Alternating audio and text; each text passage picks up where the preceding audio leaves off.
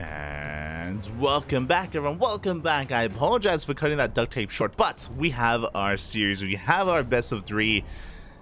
And what a best of three. What a quarterfinals we have before us. So spawning in the bottom left-hand corner of Altitude, we have the Canadian Protoss player representing Team Basilisk. It is Trigger. And spawning in the top right-hand corner, we have as opponent, we have the South Korean Zerg player representing Onside Gaming. It is Solar.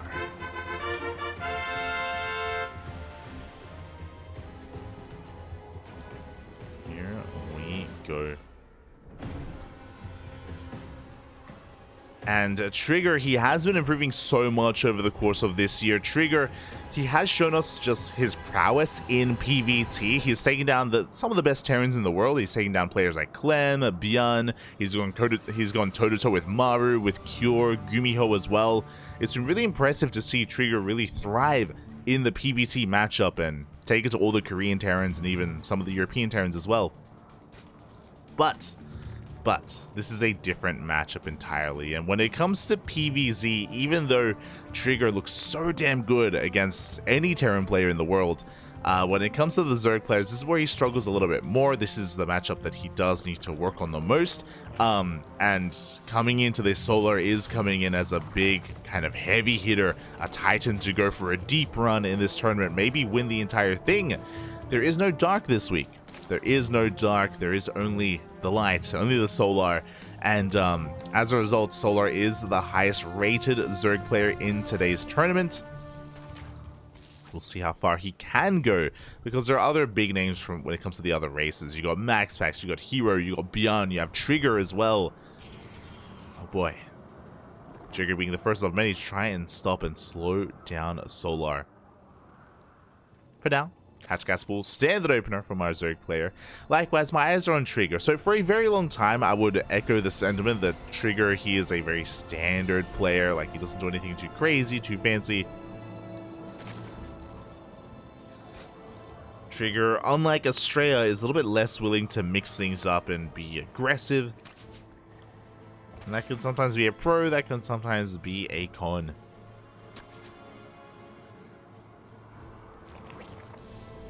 I mean, you don't have to always mix things up. If you have a solid playstyle that works, I mean, you can just go for that. But typically in this matchup, you want to be mixing things up. You want to be varying up your openers.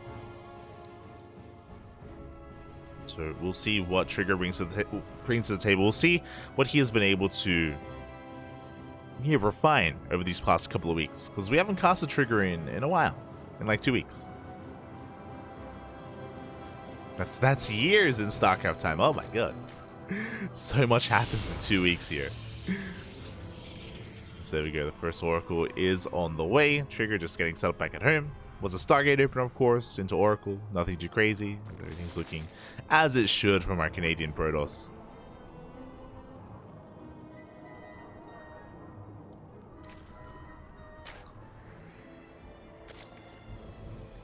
There it is, the first Oracle is going to be zooming across the map.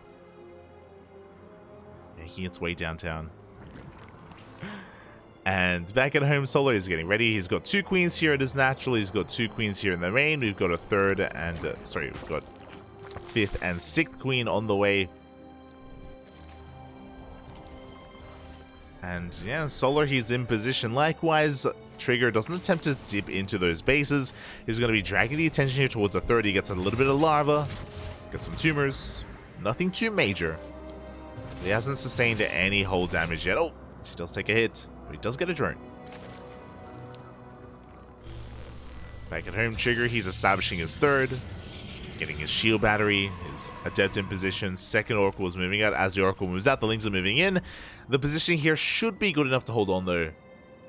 These things, they can threaten this adept, but the shield battery finishes up just in time. Meanwhile, across the map, 2 drones will go down as well. No!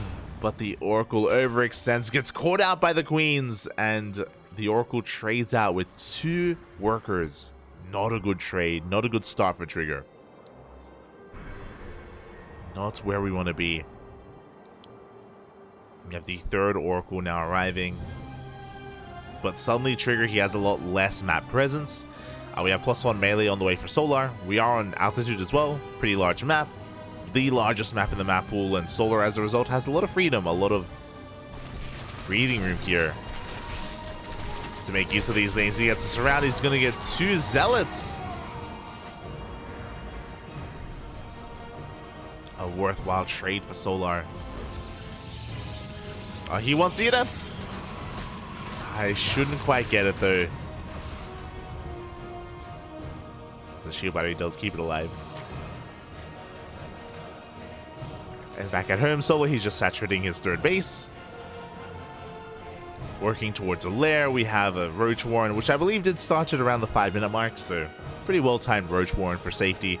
4th base as well. Again, Solo's looking pretty comfortable, and his opponent hasn't really been too aggressive. We haven't seen any Adept harass. The Oracle harass has been a little bit lackluster.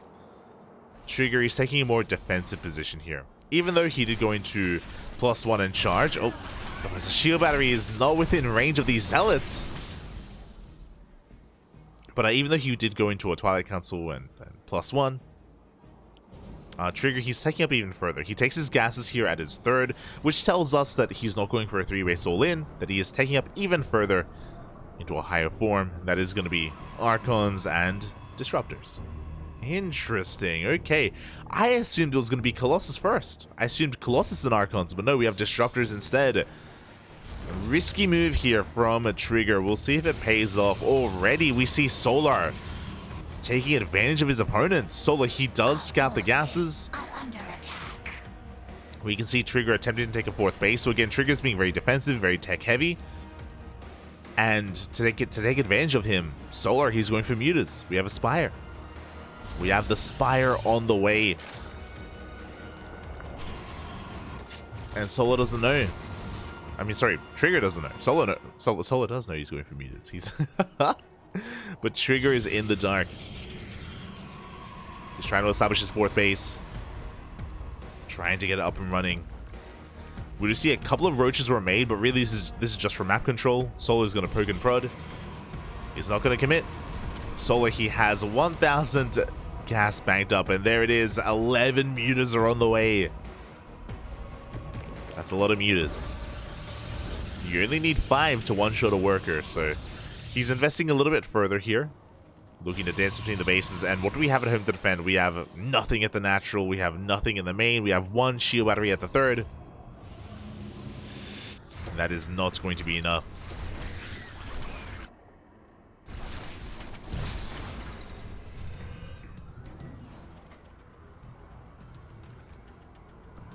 There we go, the Mutas, they have hit the field. And are now going to be spotted by Trigger.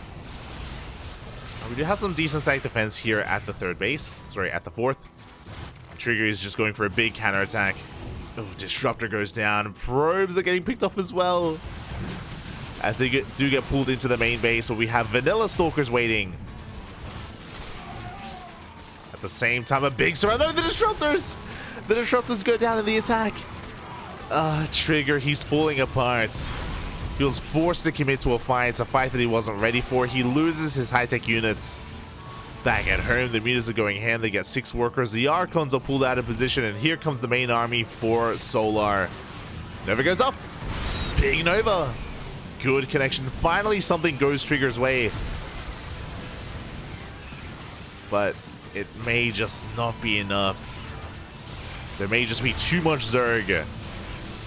Solar gaining too much momentum with these Mutas.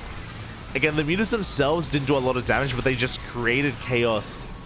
Chaos that Solar took advantage of. Like, for example, Trigger going for a counterattack and losing his everything. Losing all of his Disruptors. Solar backs off. He's regrouping. Meanwhile, Trigger, he lost 4 Disruptors. He has 1 left here in the main. And we have 1 more on the way.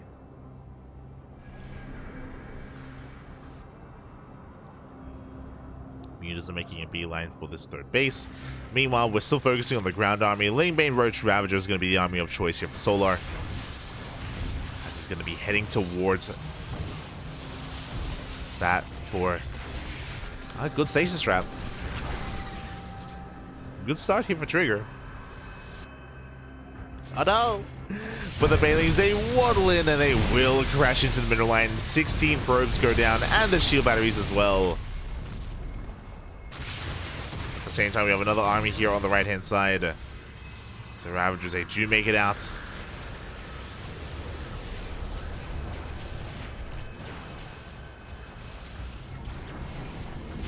Oh.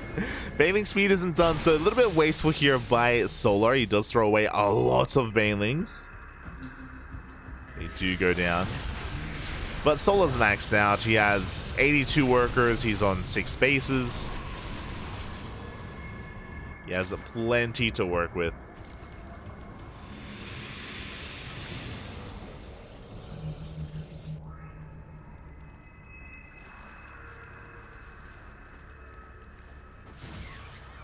Trigger is struggling to defend. Baneling speed kicks in. Banelings do roll into the middle line. This time, though, Trigger, he does pull back in time. But can he pull back in time against this?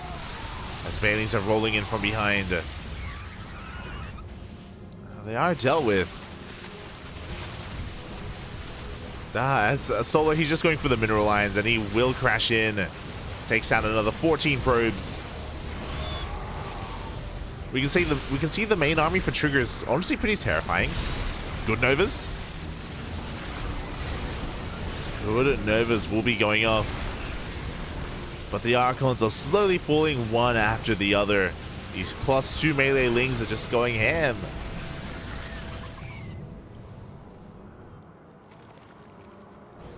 And Trigger, he's surviving, but he's not really living. As he's still stuck on a 3-waste economy, he's on 51 workers. His Archon count just got reset, so he has to build it back up. He still has 3 disruptors, which is okay.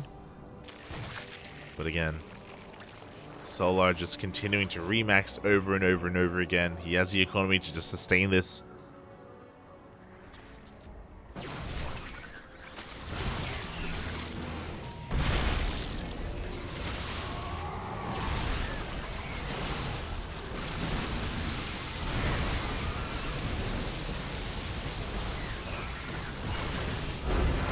GG is going to get called. There's just too much Zerg here.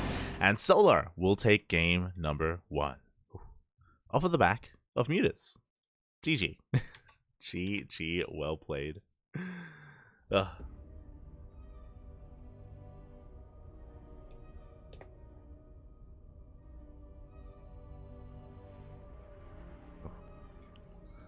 GG, and yeah, with that, we are now going to be getting into our second game. Trigger, he was doing well for himself up until the Mutas, of course. Like the Mutas, they did kind of create, they didn't just do some economic damage, but again, they created these opportunities, they created these openings for Solar to abuse. Aye.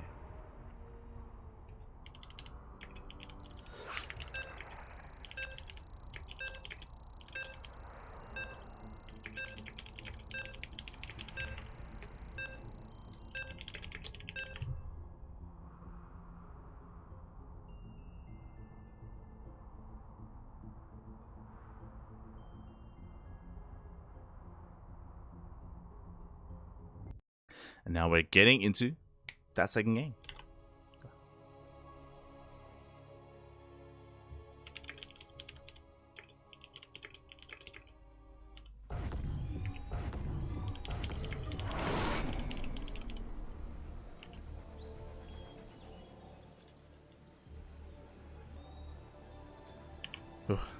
And now we're getting into game number 2 and spawning in the bottom left-hand corner of Ancient Cistern. We have the Canadian Protoss player representing Team Basilisk down in the series, but not out. It is Trigger.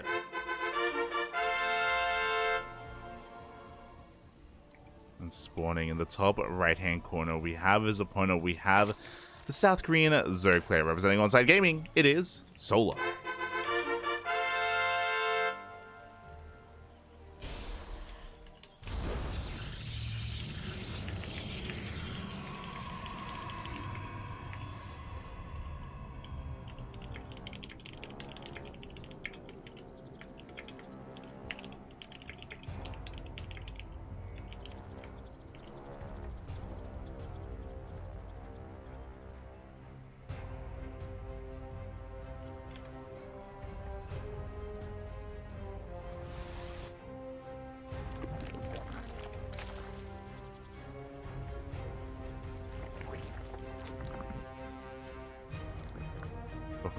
as we are getting into our next game.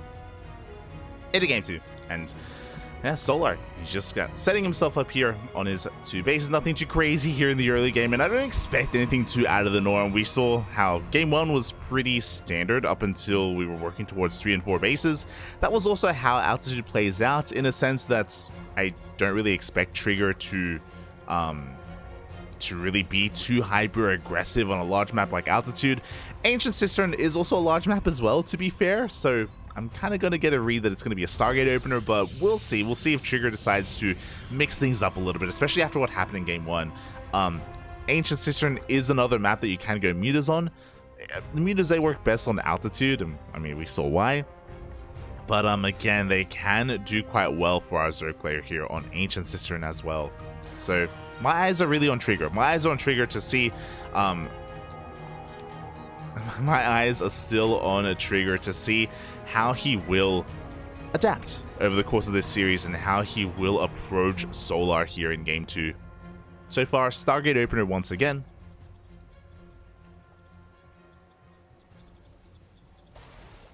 So nothing too crazy yet, but with this Stargate we can say go into a Phoenix first or a Void Ray first to hunt down these Overlords, to deny vision, and to go into something a little bit different. We have potential. We always have potential. As a Ling is going to be slipping on in past the natural into the main.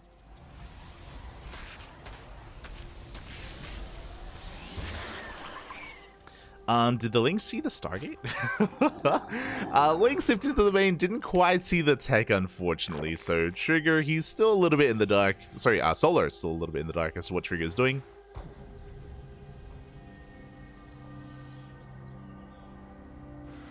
Here we go. The first 2 adepts have arrived.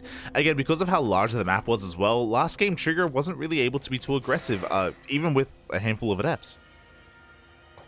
It was only relying on the Oracles. There we go, the adepts don't quite commit to the shade.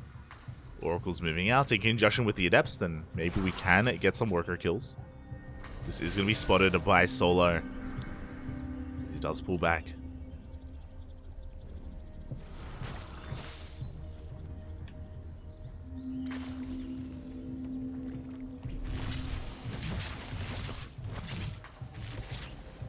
As the Oracle does dip into the main base, gets 1 drone, nothing too major, but you know what, at least it stays alive. It's going to continue to harass and be a threat here to these bases as Solar moves out with his Lings. Okay, he's going to be testing the waters here, but Trigger, he's in position. He's got an adept at the natural. He has 2 adepts here at the 3rd base, and Trigger should be fine. Now, if you remember, winding it back to game number 1, Trigger did end up losing an Oracle really early on, so hopefully that doesn't happen again. Oh, as he dives in and he gets another 2 workers. No! He does dive all the way in, gets a 3rd drone. But he escapes. Things are not looking good, mate. Things are not looking good at all. We had like 5 queens converge on the 1 Oracle. But they made it out. Trigger will survive. As Solar is making a massive surge of Lings. Oh my god. Got a lot of Lings looking to threaten this 3rd base. Oracles are moving out. They haven't generated their shields. Headed towards that 3rd.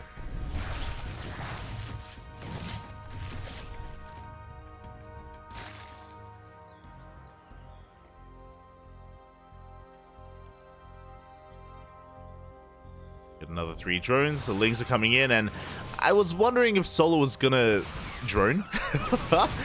20 more Lings are in production, and Queens as well. We're going for a Ling Queen at Nidus all in. Oh, we do catch a good chunk of these Stalkers. Stalkers and Adepts are going to be going down. Solar, he has an Overlord here on the left-hand side. He has vision, and again, he is going all in. The Queens are getting ready to just file into that Nidus. 7 Queens in total, alongside 40 Lings. One way or another, the game will end as we do get a Nidus into the main base. Trigger does have eyes on this, but can he do anything about it? As once again, the Zealot gets surrounded, not in range of the shield battery. The Nidus is going to be denied, but these Lings are still wreaking havoc anyway.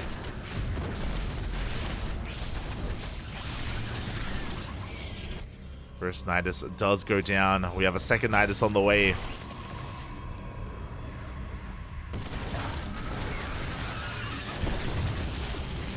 There we go. The Queens, they have arrived here at the front door, at the natural base. So they are slowly pushing forward. We could do with some creep tumors here. Solar, he attempted to throw one down. Second Nidus into the main. The wall soon about to be knocked down. A gateway falls, and the Lings are flooding in. There's an Archon on the way. There is a shield battery. There is an overcharge. The Queens are trying to get into the Nidus. Get in, Buffy. Oof. As they barely do squeeze into that Nidus. And they hop into the main.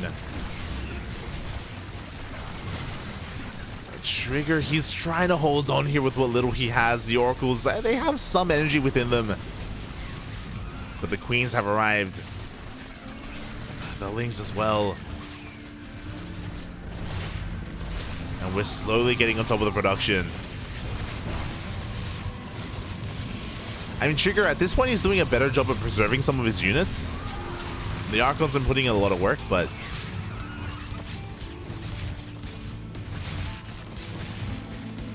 we'll see if he can hold on. I mean, Solar, he hasn't really crippled the economy. That's what's important right now, is that Trigger, he can keep warping in. He's got more gateways on the way. Trigger, he just needs time. As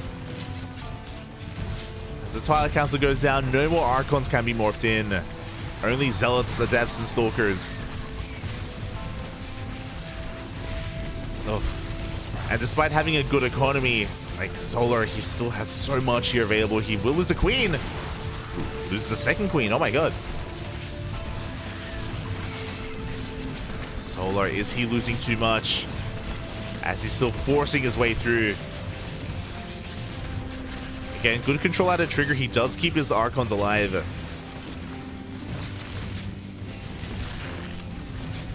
Another Queen goes down. And again, now Trigger, he's up to, what, 8 gates? He can warp in 8 Zealots at a time.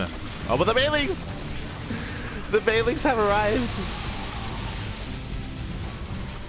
Oh, and they will crash in. Zealots are going down. And that may just be it. Yeah, without Zealots, these Archons are having a hard time just supporting themselves. As the Lings are breaking on through again. This is looking like a very close hold here for Trigger. Can he hold? He's kept these 3 Archons alive for so long. And they're still alive. They refuse to go down. Ay, ay, ay. We have a Spine Crawler on the way. That's how long this all-in has been going. Templar Archives being rebuilt here at the 3rd base for additional Archons. Again, Trigger, he's got a lot of gas. Oh, Banelings do get wasted. They do connect on those Zealots in the end, and now we do see the Zealots getting on top of the Queens. Trigger, he's holding. He's killing the Queens. More Zealots come in as well. It's just too much. GG gets called, and Trigger will hold. He will take game number 2. GG. Oh my god. GG, well played. Trigger doing a great job at maintaining control of his economy, at building up his gateway count as well, and he survives. He does survive the all-in. Was also a shame that Solar's initial Nidus was taken out, and that already took a lot of the wind out of the sails of Solar and Trigger. He had more time to react, more time to respond. But I do have to give, a lot of credit where credit is due. Trigger keeping those 3 Archons alive for almost the entirety of that all-in. They did so much for him, bearing in mind that he couldn't warp in any more High Templar, he couldn't make any more Archons, he was banking up almost 1,000 gas. That's just how inefficient his warp-ins were, because he couldn't spend his money elsewhere. He could only go Zealots and Archons. And yeah, keeping those 3 Archons alive, that was the backbone of Trigger's army. And he survived. He made it. GG. We have a series. We have a game 3. And spawning in the bottom right-hand corner of Babylon, we have the Canadian Protoss player representing Team Basilisk, surviving the all-in, forcing the ace match. It is Trigger. And spawning in the top left-hand corner, we have as opponent, we have the South Korean Zerg player representing Onside Gaming. Struggling to pull off that all-in the last game, it is Solar.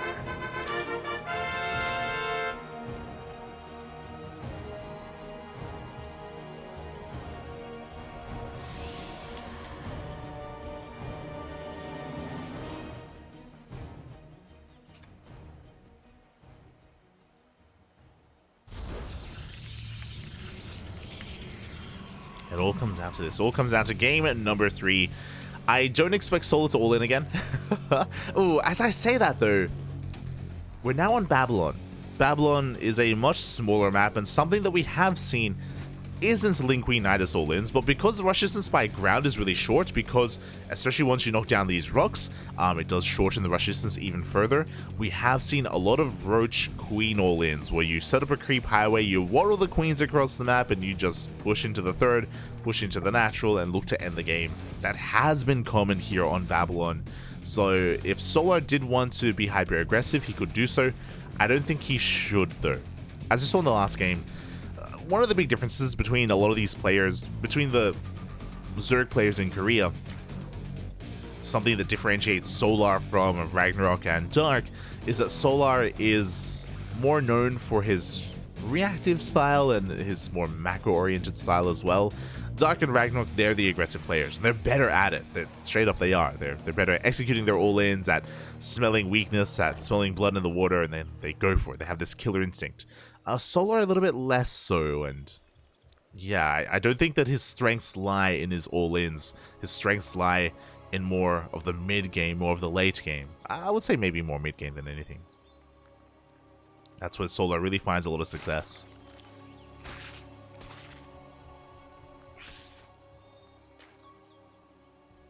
So I imagine that should be what he falls back upon. Meanwhile, Trigger has some momentum. He took a game. Things are feeling good. Things are looking up for the young up-and-coming Canadian. And as a result, my eyes are on Trigger. Now that we're on a smaller map like Babylon, we could be more aggressive. Sure, it's still a Stargate opener, yes, but behind this we could try to go for a Twilight Council into Glaive Adepts. We could go into something crazy like a fast fleet beacon into a second Stargate. Or we could just see some normal standard play. Which is also what Trigger is known for. We'll see, Papi, we'll see.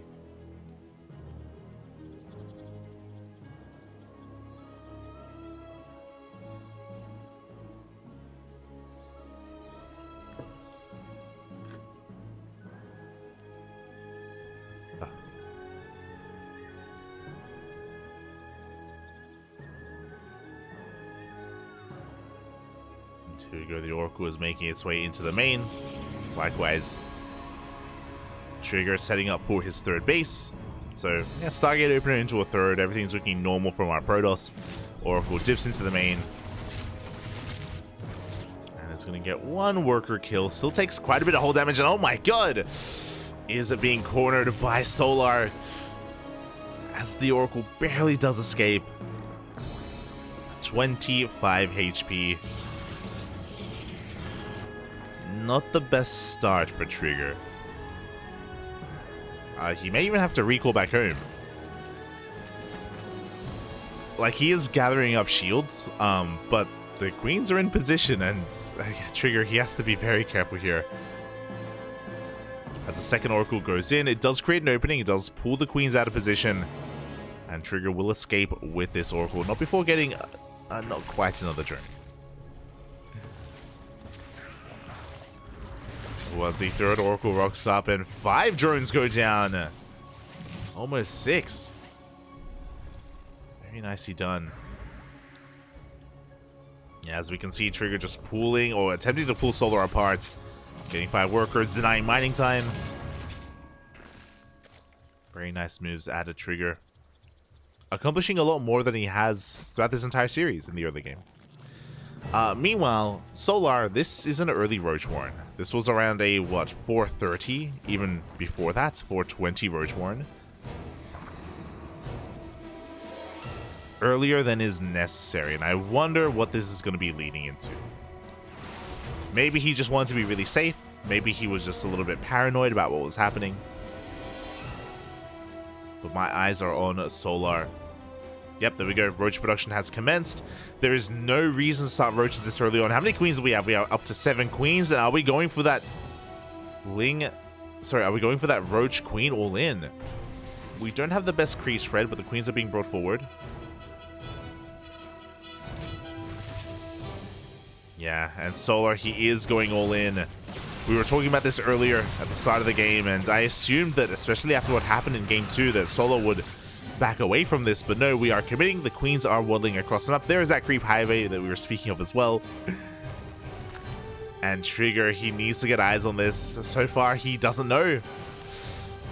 He is not aware until now. We need shield batteries. There it is. In a panic, he throws down 3 shield batteries here at his third base. He's got a shield battery on the way in the natural as well. Very late reaction at a Trigger. Very late realization of what was going on. Good target firing on one of those Ravagers. Stasis Trap does go off. Natural base is going to be saved. The Oracles, they try to focus down the Ravagers, but they go down. Oof, the Biles connect as well. Big Biles on those Stalkers. Trigger is being forced further and further back. The overcharge putting in a lot of work, but again, the Ravager Biles were insane. Shield batteries are going down.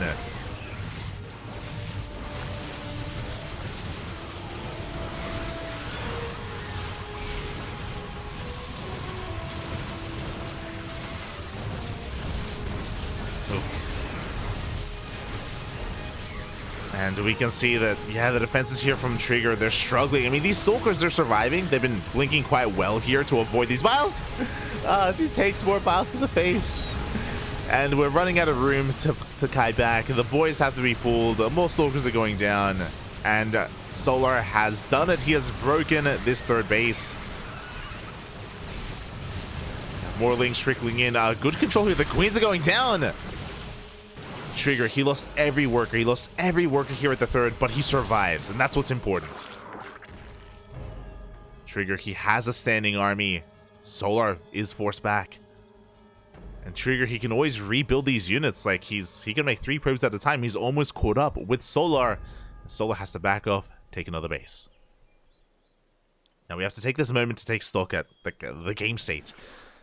Lair is done. We're working on Roach speed. No upgrades. No Evo chambers. Again, Solar, he was all in, so he wasn't thinking about, you know, further on down the line in this game. He wasn't thinking further ahead. I kind of want to give the edge to Trigger at the moment. With the tech, with the upgrades on the way, as long as Trigger is able to survive a couple more moments, if he's able to allow all of this to kick in, should be okay. Ling run by, doesn't find too much damage. Trigger being a little bit adventurous. No, with these Stalkers, he gets caught out. Oof. The Biles connect, and that was a big loss for Trigger. Being a little bit too adventurous on the map. And Solar is getting ready for round 2. The second wave, this time with Roach speed.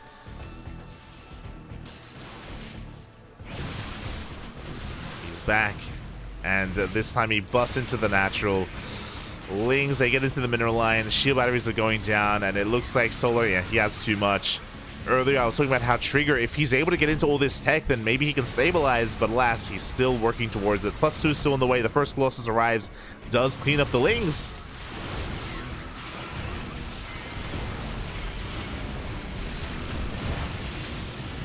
Solar is getting on top of the rest of this army. He's getting on top of the Immortal, the Stalkers. The Biles connect in the mineral line. Colossi comes out. But alas, there is too much Zerg. The damage has already been done. It was more of a 1-2 punch from Solar. The first push crippled the economy of Trigger. The second push cleaned up anything that was left. GG gets called, and Solar will advance on to the semifinals. GG. GG, well played. Congratulations to Solar as he does advance on. My condolences to Trigger. He did fight well, especially making it all the way to the ace match. It's something that doesn't often happen between Trigger and Solar. Unfortunately, here in Game 3, Trigger, he saw the all-in very late. Remember, he saw the all-in as it was right outside his front door. Then that's when he threw down all the shield batteries. That's when he reacted to it. A very late reaction. So he wasn't quite able to defend as well as he otherwise would have liked. Lost a little bit too much in that initial attack. He survived the attack, but again, he lost every single worker. He lost a lot of stalkers. It was a rough defense there from Trigger. And with that, congratulations. Congratulations to Solar for making it on through. And now I need to quickly catch up on what's going on. Where exactly are we?